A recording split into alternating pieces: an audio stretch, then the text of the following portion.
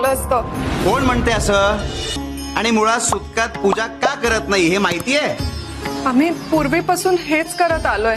आमच्या आई वडिलांनी जे केलं तेच आम्ही अंगीकारलं आणि असा प्रश्न आम्हाला कधी पडलाच नाही. हेच चुकतं तुमचं. आणि काय रे, हे सुतक नेमकं असतं काय? आणि सुतकात पूजा का करत नाही हे जाणून घेतलंय का कधी? अरे घरात एखादी अघटित गोष्ट घडली तर आपलं मन थाऱ्यावर नसतं.